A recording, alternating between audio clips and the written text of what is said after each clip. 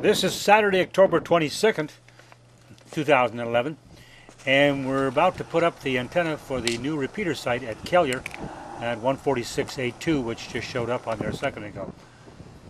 We're about 30 miles northwest of Black Duck. Not a windy day, but a nice day.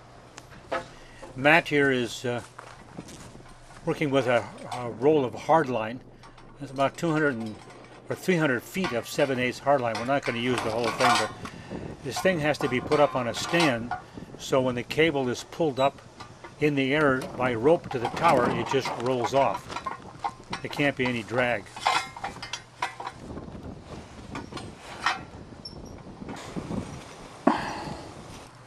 An easy way to keep track of things is to use the cardboard that came to cover the antenna. The antenna came in two pieces and had to be put together. This is a rope pole that'll pull the antenna up to the tower, runs by electric motor.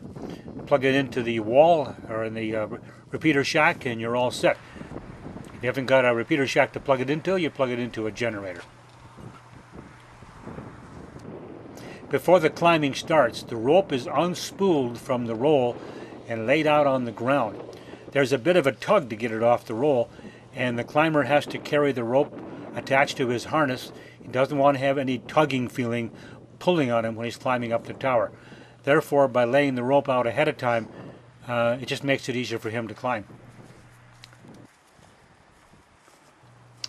I forgot to ask what the tensile strength of the rope is. I don't think it's something you want to ride down on. I mean, to attach it to your harness and then let the pulley on top lower you down from the tower. I think there's a special rope for that, because you are hanging 200 feet in the air on this rope. You want to make sure it's the correct rope. If you go up to Kelliher, the tower is about 2-3 miles just north of the town. You can see the tower from Kelliher. Hopefully, with this new 2-meter repeater system in place, it's going to give us a shot all the way up to Baudette. And then the idea is to link this new Kelliher machine with Bemidji and Lyngby. We're not quite sure how we're going to do that yet. We're still working on the software to get this to happen in the controller.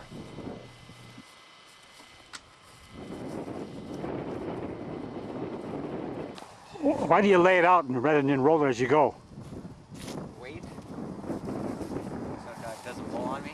So it doesn't. I gotta carry it. I gotta carry it. That's, yeah, okay.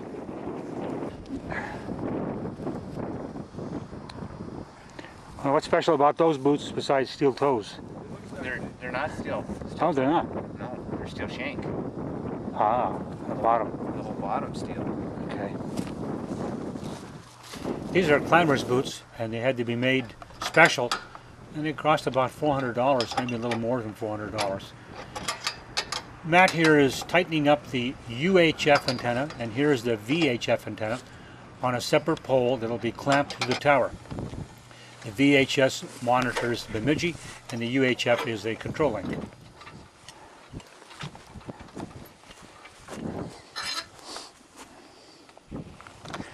What's in this black thing? Extra.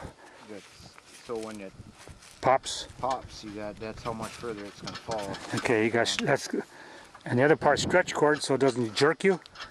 No, this is gonna. That's just so it stays coiled up. So it's, out of your way. Yeah. I would think if you were to drop, you want that little stretch on that cord so it doesn't come out. That's what this is. That's the stretch part. Yeah, this rips. Okay. Yeah, that makes sense.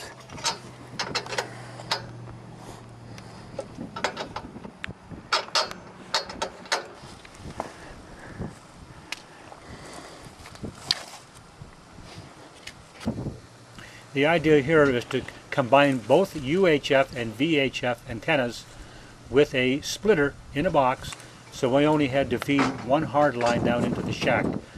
Well, we had to go back on Sunday to remove that. There were some problems with the splitter and the cable, and Roger gave us a separate cable. So now both antennas each have their own hard line. Chad started out by climbing the tower on the inside, which is the safest and most comfortable. In his back, look where he's at right now. There's some cables going up behind him, and there's some 6-inch bolts sticking out to keep hitting him in the head. So he had to come back down and climb up on the outside, which is a lot more work because you have to put your safety chains on. But he had no choice. It would have been nice to go all the way to the top like this, but he could have. Good thing he had a helmet on because it kept hitting him in the head. So down he came again.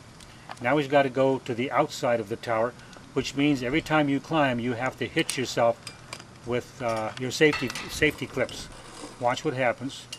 Takes the clip out, hangs it on one, unlocks the other one, climbs up, takes his left safety hook and puts that on the next bar, and then releases the lower one. Well, this is very time consuming and it's a lot of extra work, but it had to be done. And this is the way he climbed up 260 feet. Now note the rope hanging behind him. The rope, by the time you get up 260 feet of rope, that's got some weight to you, and that's tugging on his safety belt. And that's why it's laid out on the ground, so there's no tugging whatsoever from pulling it off the roll. This gives you an overall bird's eye view from the ground up, that is, of the tower and the rope hanging in the breeze as he starts to climb to the top. Just below the cellular antennas, you can see him on top, and this is a close-up of what's going on. As soon as he gets situated, then we'll have to bring up the 2-meter antenna. I'm mounted on this leg right here. The bracket's going to be on the right-hand side.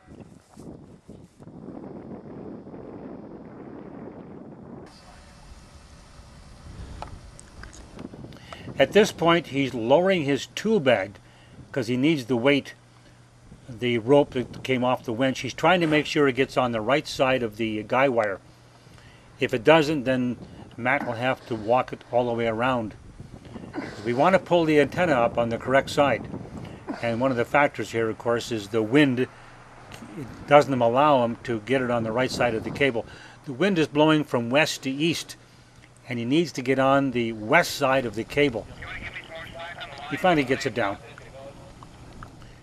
What's happening here is he needs some more slack so he can get the bag on the ground, so Matt has to go over and pull some more rope loose from the spool so the bag can come all the way down.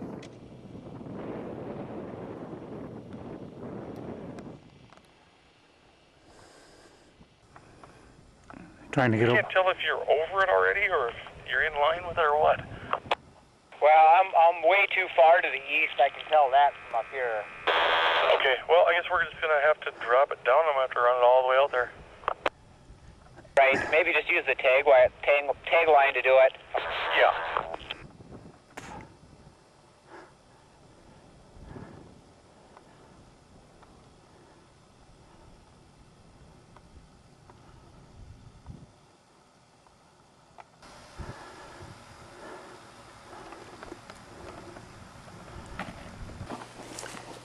Well, the bag landed inside the compound.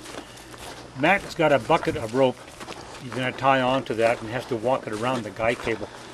If you have a long length of rope, the only way to keep it untangled is to put it in a bucket, feed it into the bucket slowly, and it'll never get tangled up on you. That's the generator for backup power for the AT&T cellular service on the tower. This is a farm, so you have to kind of watch where you walk because there's cow pies all over the place. Didn't see how nicely I set them down. Did you see how nicely they sit down out there, too, from the weight of the rope? It looked worse than it was.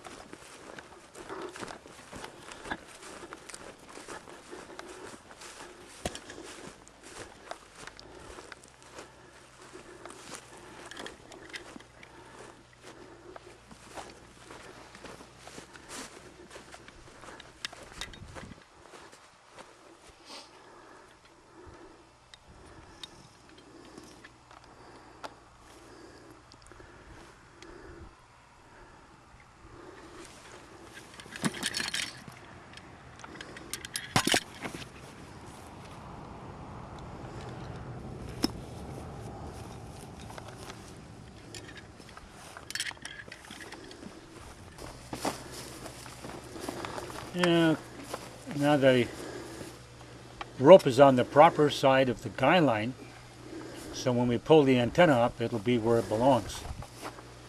If the wind wasn't so strong, we could have dropped the bag where it would belong, but too much wind.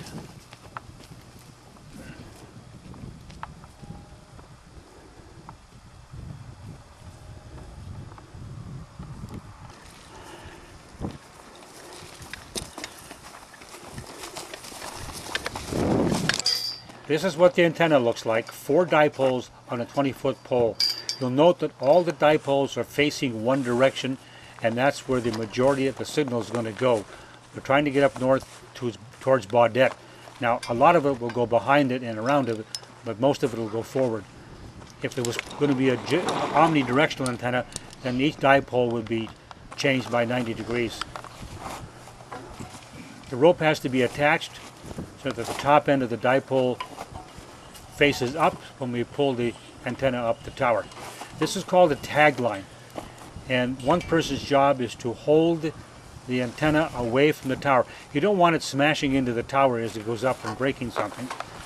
So while Matt runs the winch to pull it up, then I had to hold the tag line to keep it away from the tower and the guy wires.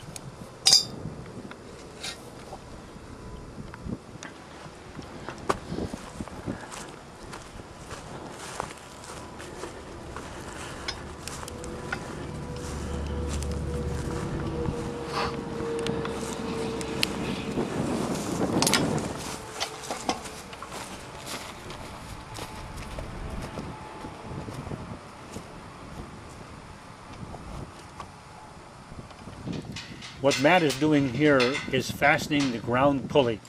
So the rope will go from the winch to this pulley straight up, and that gives him a nice straight even pull.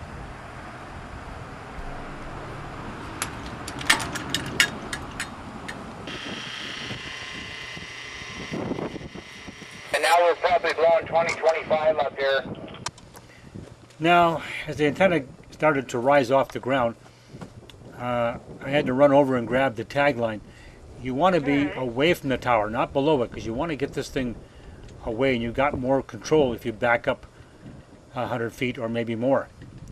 So the idea is when it got off the ground, then it was my job to make sure the antenna didn't hit anything on the way up until it got up to where Shad was at the 260-foot mark. And the black bag down below, attached to the antenna, is his tool bag. He used that for weight to get the rope down where it belonged. Got to have the tools.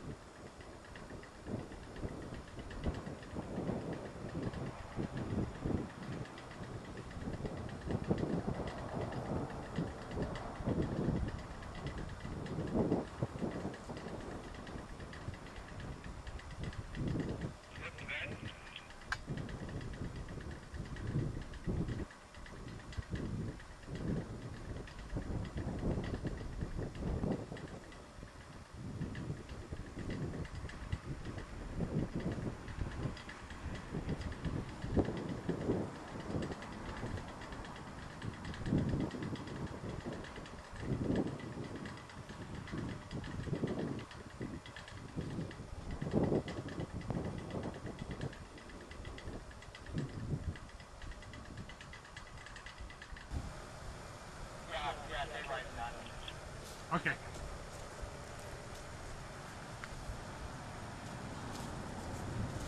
I think we're just all right where we're going to end up having to put it. All right. Let me know when you need slack on there or anything. Now the real work begins. That is, besides climbing up the tower, he has to maneuver the antenna into place while the lift rope is still in place. We dropped the tag rope at this point. The antenna is favoring northwest towards Baudette, so we can cover. There's a spot north of Kelliher for about 20 miles where there's no cell phone service, So if you're driving in the wintertime, and ham radio is the only way to get a hold of somebody if something goes wrong.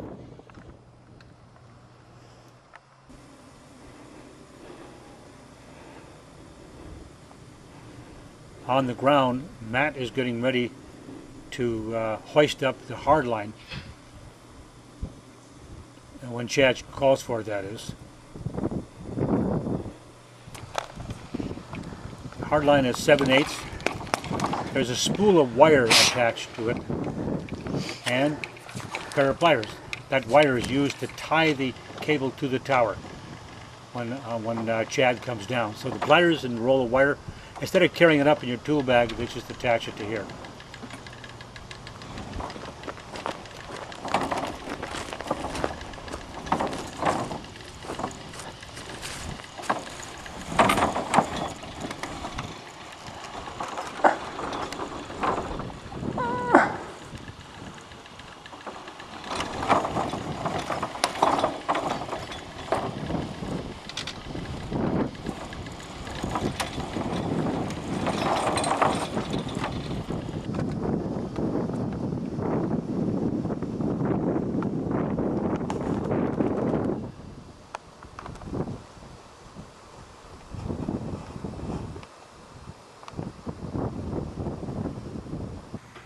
There was a lot of coax that had to be tied.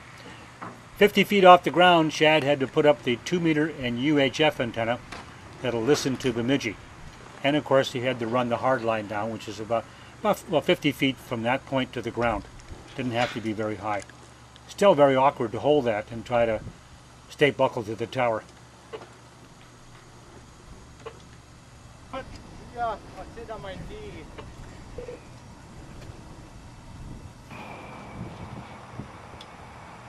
Well, it was completed. We left at 9 o'clock in the morning and didn't leave the site till 5:30 in the afternoon. I don't think so. It was a long day. Here, Matt is cutting the shield off the hard cable to put the grounding wires connection on, and here's the hard line coming through the shack, ready for a connector. And the skinny hard line is for the 2 receivers, UHF and VHF. In a month, the repeater will go in place, and hopefully everything will be running smoothly.